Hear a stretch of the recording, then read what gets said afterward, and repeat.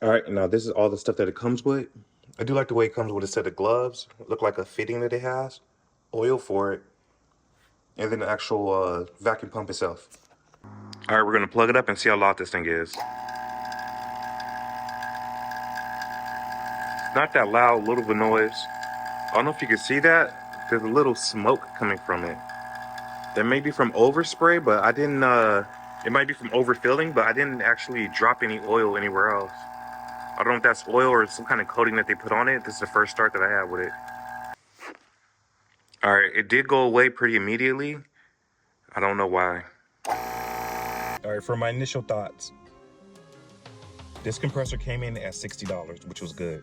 The design is simple and effective, which I do like. And the compressor is fairly quiet, which is I do like. The grab handle does feel a little bit cheap to me, and I don't like the way that it smokes. All in all, I will say this is good for home use, but in a professional setting, I would get something better. All right, now before you guys mess with air conditioning system, let me give you a quick explanation how it works. And before we get started, if you guys could please give me a like and subscribe. All right, now let's go. Let me show you how AC system works. So you're gonna have your gauges right here. These blue ones right here are for the low side, and these red ones right here are gonna be for the high side. So what that means is how the AC system receives its refrigerant charge. AC systems have a refrigerant inside of it, and that's what keeps the vehicle cold. It also has oil inside of it. You have a compressor, a condenser, and an evaporator. Those are your core components. AC refrigerant can turn from a gas into a liquid when it's compressed. The compressor will then send the gas into the condenser. That fluid that comes from the condenser will go into the evaporator. That evaporator will cool down, and the fans will blow in the evaporator, causing you to feel cold AC. After the system goes through the evaporator, it'll go back into the compressor as a gas, and the cycle repeats.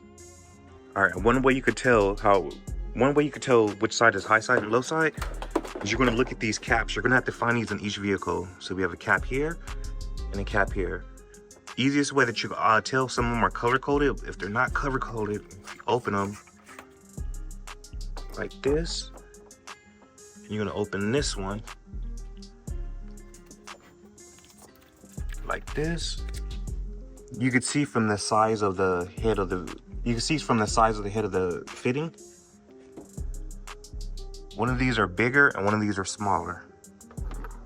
Next up, when you have your hoses, you have your blue hose, and the blue hose is going to be smaller, and your red hose is going to be bigger.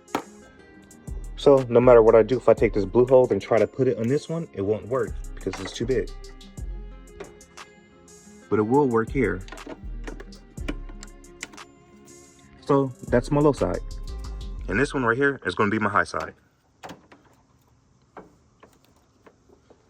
All right, now that you have them hooked up, and you have them hooked up right here, make sure all these fittings right here are tight. See how that turns a little bit? Make sure all these fittings right here are tight. Now make sure all these fittings right here are tight. And now you can open your system. Righty-tighty, lefty-loosey. Same thing for the high side. And we're gonna come to these gauges, and you're gonna open these gauges. Righty-tighty, lefty-loosey.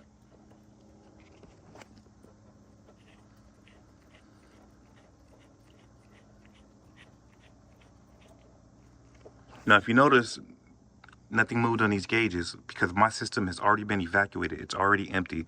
So if you open them and you have some friction in there, you'll have some type of pressure number. When the system's off, these pressure numbers are going to be pretty equal to each other.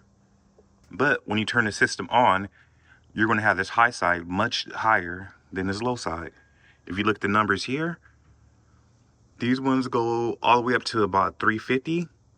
But if you look at the high side number, these go all the way up to 500. Now that I got the gauges hooked up, I want to open these, which is counterclockwise, and this one too. And then you want to take this yellow one right here in the middle, and we're going to hook it up to this new Orion pump. Make sure you have the cap on this one and turn it on.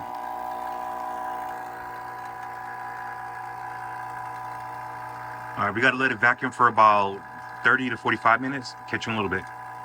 All right, after it's been about an hour right now, so what we're going to do now is we're going to shut the valves off, turn them to the right.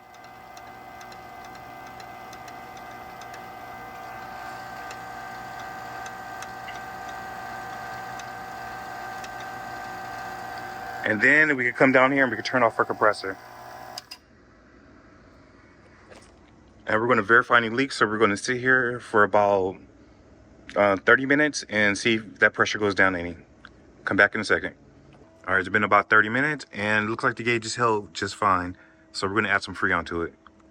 This vacuum pump works very well for the price tag that it's set at. This pulled 30 inches of vacuum, which is perfect for an automotive setting. This pump said that it filters down to 3.75 microns, which is completely acceptable and is what you want. Build quality is acceptable and it would be good for a home mechanic or for a DIYer. And that's it for the video today. Thank you for watching.